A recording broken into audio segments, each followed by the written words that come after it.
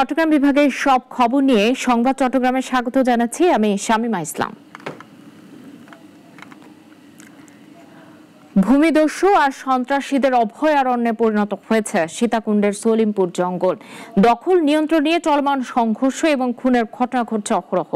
2 দিন আগেও দুই বাহিনীর সংঘর্ষে একজন নিহত হন। বিস্তারিত একে আজাদের রিপোর্টে।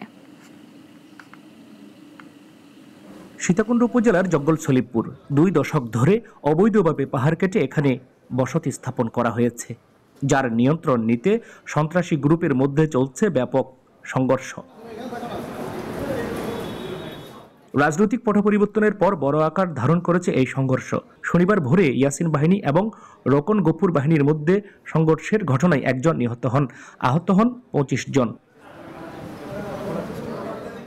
স্থানীয়রা জানান, প্রায় 1 বছর ধরে এলাকায় এই সংঘর্ষ এবং খুন চলতে থাকলেও প্রশাসনও যেন অসহায়।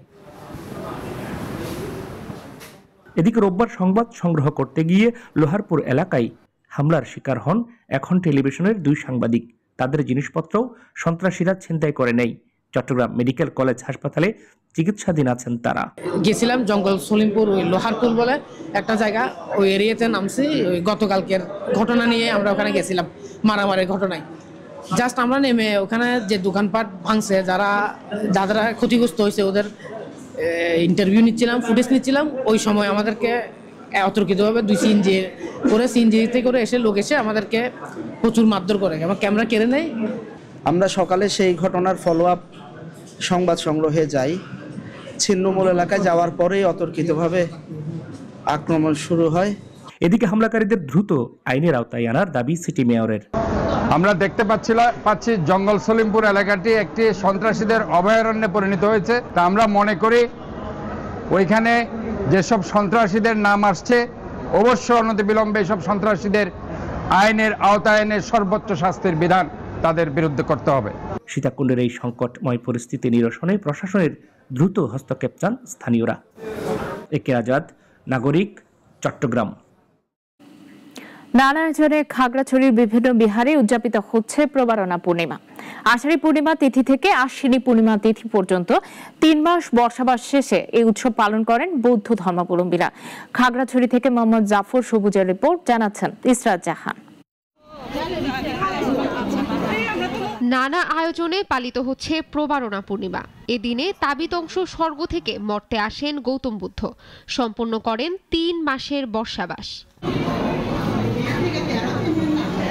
সকাল থেকে জেলা ও উপজেলা সদরের বৌদ্ধ বিহারগুলোতে বুদ্ধ পতাকা উদ্বোধন, প্রদীপ প্রজ্বলন, ফুল পূজা, বুদ্ধ পূজা, পঞ্চশীল প্রার্থনা, বুদ্ধ মূর্তি দান, সংঘদান, অষ্টপরিষ্কার দান ও বৌদ্ধ ভিক্ষুদের পিণ্ডদান সহ নানাবিধ রীতি পালন করেন ভক্তরা। প্রবারণা পূর্ণিমাতে বিহারে আসছে ফুল পূজা দিতে, অনুষ্ঠানের অংশগ্রহণ করতে, বিশ্ব শান্তি মঙ্গল কামনায়। মোমবাতি জ্বালবো, তারপর হচ্ছে কি প্রণাম করবো, প্রার্থনা করবো যেন আমি আগামী ভবিষ্যতে সুখে শান্তিতে থাকতে পারি। আয়োজন করা হয় ধর্মীয় আলোচনা সভা। এ সময় উপস্থিত ভক্তদের মাঝে পঞ্চশীল প্রদান ও ধর্মীয় দেশনা প্রদান করেন বৌদ্ধ ভিক্ষুরা। ফুল দান করছি, পানি দান করছি এবং ছুঁই দান করছি। মঙ্গলের কামনায় আমরা ভগবানের বুদ্ধের কাছে ফুল, বিভিন্ন আহার সামগ্রী দিয়ে পূজা করে প্রার্থনা করি। পুরা 3 মাস বর্ষাবাসের পরে এই অনুষ্ঠানটা উদযাপন করা হয়। সত্য সত্য শিক্ষিত হতে জগতে সকল প্রাণী সুখী হোক। প্রবারণা পূর্ণিমায় সকলে মিলে শান্তিতে থাকার প্রার্থনা করছেন ভক্তরা। প্রবারণা পূর্ণিমা হচ্ছে নিজেকে আত্মশুদ্ধ করা, মৈত্রী ধারা, সবাইকে ভালোবাসা দেওয়া। এই দেশের এবং সকল বিশ্বের সকল মানব কল্যাণের জন্য আমরা এই অনুষ্ঠানের মাধ্যমে আমরা বন্দনা করব, প্রার্থনা করব যাতে সারা বিশ্বের মানুষ সুখী শান্তিতে থাকে। এদিকে ইয়ংডো বৌদ্ধ বিহারে এবছর চেঙ্গি নদীতে ভাসানো হবে না রিছিমি বা জলপ্রদীপ। এই অর্থ বিতরণ করা হয়েছে গুইমারায় সাম্প্রতিক সহিংসতায় ক্ষতিগ্রস্তদের মাঝে। আমাদের পাহাড়ে ওই সাম্প্রতিক ঘটনা, সাম্প্রতিক হামলায় কারণে আমাদের এই অনুষ্ঠানটি হতে পারছে না। যেমন এই বছরও আমাদের এই যে জলপ্রদীপ যে টাকাগুলো আমরা উত্তোলন করেছি, প্রায় মানুষ দান করেছি, এই টাকাগুলো প্রায় লক্ষখানি টাকা আমরা ওই যে ক্ষতিগ্রস্তদের মাঝে আমরা সেগুলো দান করে দিয়েছি। বিহারে বিহারে এই উৎসবের মধ্য দিয়ে ধর্মীয় আচরণের শুদ্ধতা ও বিনয় আচরণের সংকল্প করেন ভক্তরা।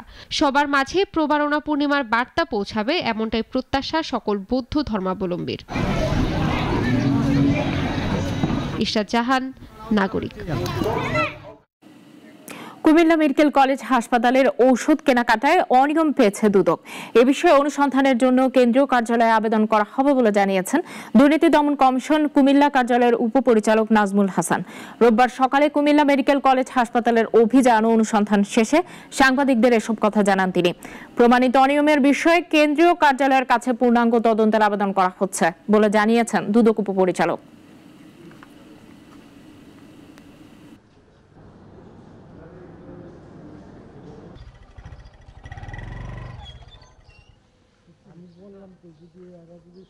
অভিযানে গিয়ে আমরা রেকর্ডপত্র এবং তাদের হচ্ছে গিয়া স্টক লেজার, তারপর হচ্ছে গিয়া অন্যান্য যে রেকর্ডপত্রগুলো আছে এগুলো পরীক্ষা করে আমরা দেখি এবং এখানে কিছুটা অনিয়ম পেয়েছি। তা আমরা কমিশনের কাছ থেকে বিস্তারিত অনুসন্ধানের জন্য এটা অনুমোদন চাইব। কমিশন থেকে পারমিশন পাওয়ার পরে আমরা হচ্ছে গিয়া এই পূর্ণাঙ্গ অনুসন্ধান করতে পারব। কক্সবাজারের উখিয়ায় থানা পুলিশের বিশেষ অভিযানে আগ্নেয়াস্ত্র, কার্তুজ ও বিপুল পরিমাণে ইয়াবা সহ 4 মাদক কারবারিকে আটক করা হয়েছে। রোববার উপজেলার পালংখালী ইউনিয়নের মরাগাছতলা কক্সবাজার টেকনাফ সড়ক এলাকায় অভিযান পরিচালনা করা হয়। এ সময় আটককৃত 4 জনের কাছ থেকে 2টি ওয়ান শুটার গান, 5টি কার্তুজ এবং 2000 পিস ইয়াবা ট্যাবলেট উদ্ধার করা হয়। তাদের বিরুদ্ধে মাদক ও অস্ত্র আইনে মামলা দায়ের করা হয়েছে বলে জানান উখিয়া থানার ওসি। কক্সবাজারের টেকনাফে নিখোঁজের 24 ঘন্টা পর নুসরাত আফিস মনি নামের এক শিশুর মরদেহ উদ্ধার করা হয়েছে। রোববার দুপুরে নিখোঁজের পর আজ বাড়ির পাশের একটি পুকুর থেকে তার মরদেহ উদ্ধার করা হয়। শিশুটির কানের স্বর্ণের দুল পাওয়া যায়নি। স্থানীয়দের দাবি, কানের দুল ছিনিয়ে নিতেই শিশুটিকে পরিকল্পিতভাবে হত্যা করে পুকুরে ফেলে দেওয়া হয়েছে। খবর পেয়ে টেকনাফ থানার পুলিশ ঘটনাস্থলে পৌঁছে লাশ মর্গে পাঠায়। ক্ষুব্ধ এলাকাবাসী এই সময় সন্দেহভাজন 6 জনকে পুলিশে দিয়েছে। কক্সবাজার সদর উপজেলার ঝিলংজা ইউনিয়নে সন্ত্রাসীদের গুলিতে আহত হয়েছেন বিএনপির সাধারণ সম্পাদক লিয়াকত আলী মেম্বার। রোববার রাতে লিংক রোডের মুহুরিপাড়া এলাকায় তার বাড়ির উঠোনে হামলার ঘটনা ঘটে। এ সময় কয়েকজন মুখোশধারী লোক গুলি চালালে তার পিঠ ও মাথায় গুলি লাগে। বর্তমানে তিনি কক্সবাজার সদর হাসপাতালে চিকিৎসাধীন রয়েছেন। পারিবারিক ও রাজনৈতিক বিরোধকে হামলার কারণ হিসেবে ধারণা করছেন স্থানীয়রা।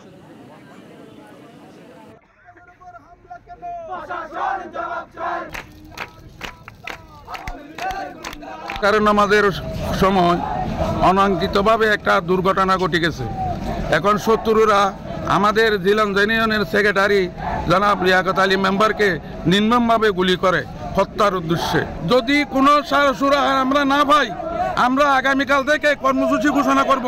যতক্ষণ পর্যন্ত ওই সন্ত্রাসীদের চিহ্নিত করে গ্রেফতারের আওতায় আনা হবে না, ততক্ষণ পর্যন্ত আমরা রাজপথে আসি ইনশাআল্লাহ।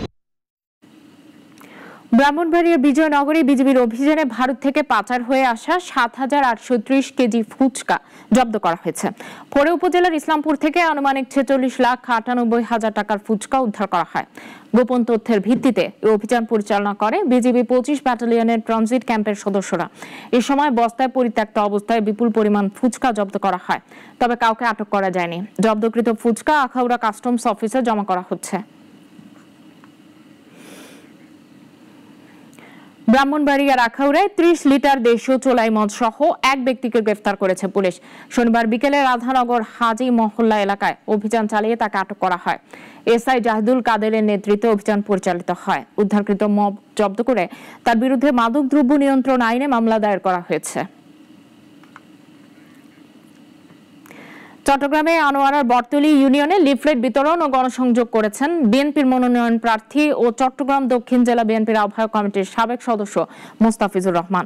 এ সময় তিনি বলেন, তারেক রহমান ঘোষিত রাষ্ট্রকাঠামো মেরামতের 31 দফা শুধু একটি রাজনৈতিক ঘোষণাপত্র নয়, এটি জাতির পুনর্গঠনের রূপরেখা। এই দফাগুলো বাস্তবায়িত হলে অন্যায়, দুর্নীতি ও দলীয় নিয়ন্ত্রণের কবল থেকে দেশের জনগণ মুক্তি পাবে। স্থানীয় বিএনপির নেতাকর্মীরা এ সময় উপস্থিত ছিলেন।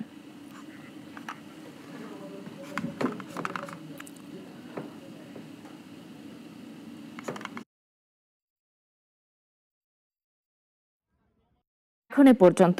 চট্টগ্রাম বিভাগের সব সংবাদ নিয়ে প্রতিদিন দুপুর 1টায় থাকছে সংবাদ চট্টগ্রাম। এরপর বিকেল 4টায় বিশ্বের ঘটে যাওয়া সব ঘটনা নিয়ে নাগরিক সারা বিশ্ব দেখার আমন্ত্রণ রইল। সবাইকে ধন্যবাদ।